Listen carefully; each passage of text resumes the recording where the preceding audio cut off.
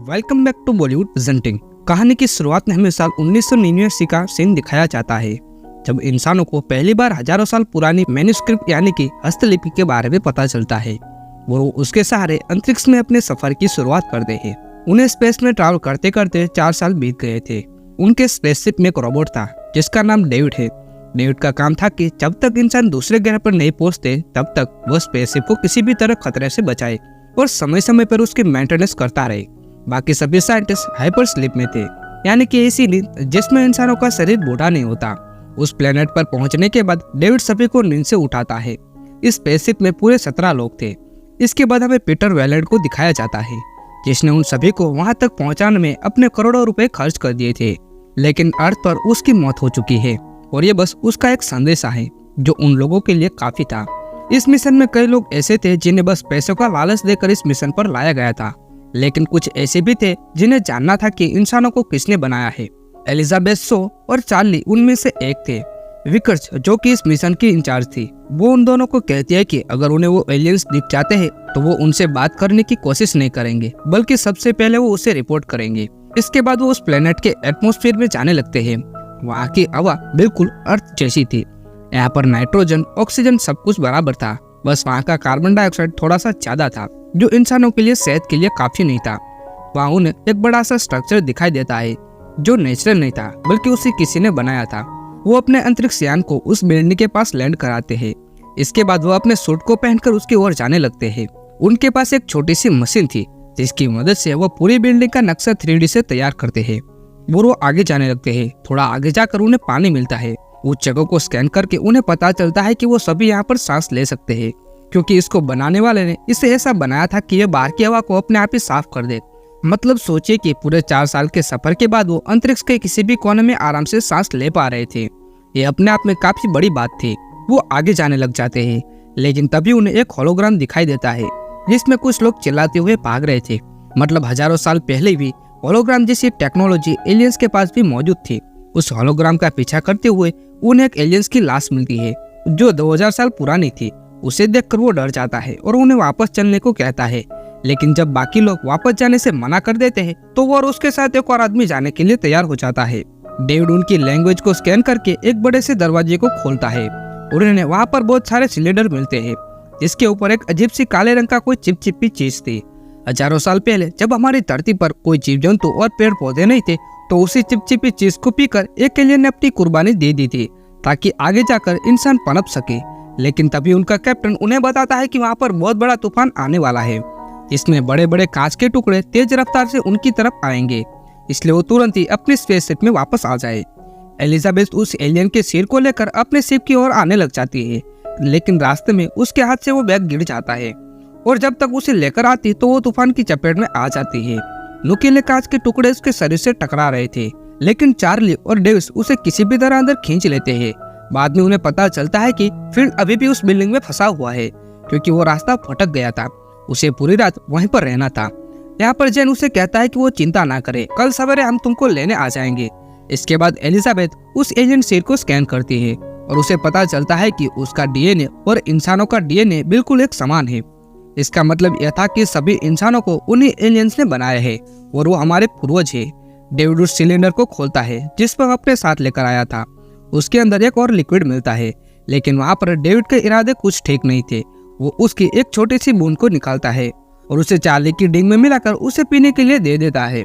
इसके बाद Charlie Elizabeth के पास आ जाता है और उसे कहता है कि अब उसे अपने गले में से उस क्रॉस को निकाल देना चाहिए, क्योंकि अब हमें पता चल चुका है कि इंसानों को किसने बनाया है।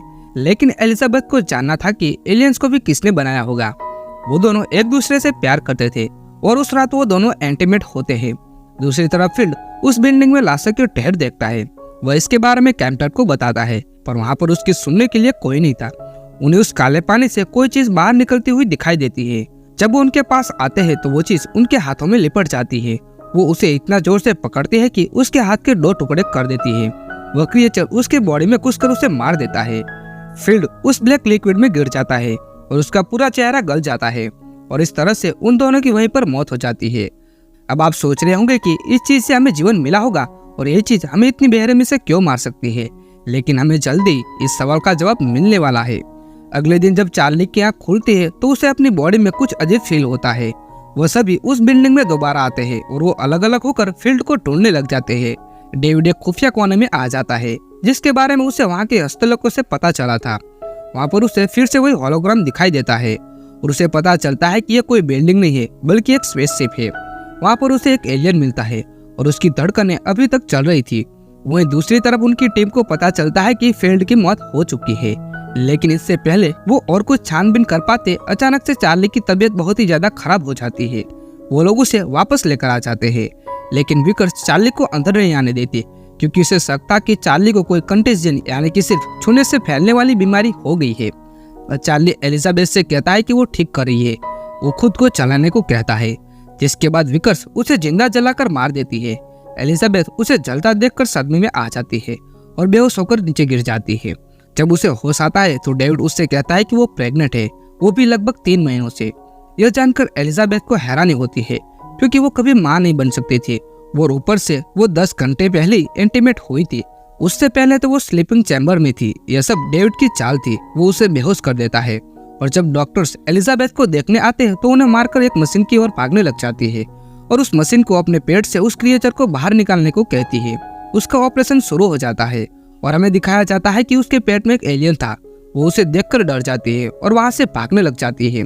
जैविक देखता है कि फील्ड जो मर गया था वो अब उनकी शिप से बाहर खड़ा है, तो वो उसे देखने चाहते हैं, पर उन्हें देखते वो उन्हें पूरी तरह से मारने लग जाता है। वो बहुत ही ज्यादा ताकतवर हो गया था और शिप के अंदर घुसने की कोशिश करता है, लेकिन जैविक उसे रोर के नीचे कुचल देता है और उसे जलाकर खत्म कर देता है। एलिजाबेथ देखते हैं कि पीटर वेलैंड अभी तक जिंदा है और इतने सालों से उनकी शिप में ही था। एलिजाबेथ उसे कहते हैं कि उन्हें एलियंस के बारे में जैसा वो सोचते हैं वैसा बिल्कुल भी नहीं है। उन्होंने ऐसी चीज बनाई है जो इंसानों को खत्म कर सकती है। पीटर उसे कहता है कि ऐसा नहीं है, हमें उनसे बात करनी होगी क्योंकि उनके पास ऐसी टेक्नोलॉजी है जो इंसानों को अमर कर सकती है। इसके बाद वो सभी लोग दोबारा से उस बिल्डिंग के अंदर जाने लग जाते हैं। यहाँ पर जैविक एलिजाबेथ को बताता है कि यह प्लेनेट उस एलियंस का नहीं है, उस ब्लैक लिक्विड को स्टोर करके रखते हैं क्योंकि अगर वो अपने प्लेनेट पर उसे रखते हैं तो उनके लोगों को भी वो ब्लैक लिक्विड इसी बैरे में से मार सकता है। ये एक तरह का हथियार है। इसके बाद वो अंदर जाते हैं और डेविड उन्हें बताता है कि एलियंस 2000 साल पहले ही अर्थ पर आने की तैयारी कर रहे थे, लेकिन तभी उनके शिप में कुछ खराबी हुई और उस ब्लैक लिक्विड ने उनके सभी लोगों को मार दिया। डेविड उस एलियन को उसकी गहरी नींद से उठाते हैं। उसका शरीर सफेद रंग का था और उसकी आंखें बिल्कुल काली थी। डेविड उसकी भाषा में उससे बात करने लग जाता है और उसे कहता है कि उसके मालिक अमर होना चाहते हैं और उसमें उन्हें उसकी मदद चाहिए। लेकिन यह सुनते ही वो एलियन डेविड के सिर को उसके शरीर से अलग कर देता है। वो सभी को मार देता है। एलिजाबेथ वहां से भागने लग जाती है, लेकिन उस एलियन को अपना मिशन याद था। वो तुरंत ही अपने शिप को स्टार्ट करता है और अर्थ की ओर जाने लग जाता है ताकि अर्थ की स्पीशीज को खत्म किया जा सके। एलिजाबेथ जैविक को कहती है कि हमें उसके शिप को रोकना होगा, नहीं तो वो हमारे अर्थ को खत्म कर देगा। वो लोग ऐसा नहीं चाहते थे क्योंकि अर्थ पर उनका पूरा परिवार था, इसलिए वो फैसला करते हैं कि वो अपने शिप को उसे टक्कर मारकर उसे खत्म कर देंगे। लेकिन यहाँ पर विक्रम मरना नहीं चाहते थे, इसलिए वो शिप से बाहर निकल जाती है। जैविक एक बहुत रफ्तार से उस एलियन की स्पेसशिप से एक जोरदार टक्कर कर देता है और उसका शिप टूटकर नीचे गिरने लग जाता है। एलिजाबेथ और विकर्स दोनों वहां से दूर भागने लग जाते हैं क्योंकि वह सिर्फ उन्हीं पर गिरने वाला था। लेकिन यहाँ पर विकर्स की किस्मत बहुत ही ज्यादा खराब थी।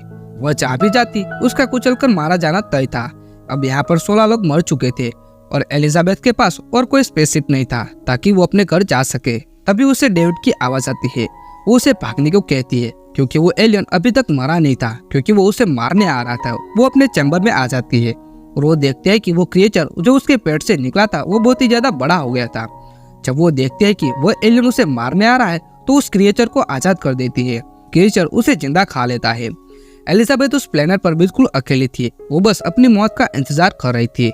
डेविड उसे कहता है कि उस प्लेनेट पर और भी स्पेसशिप है और वो दोनों अपने घर वापस जा सकते हैं।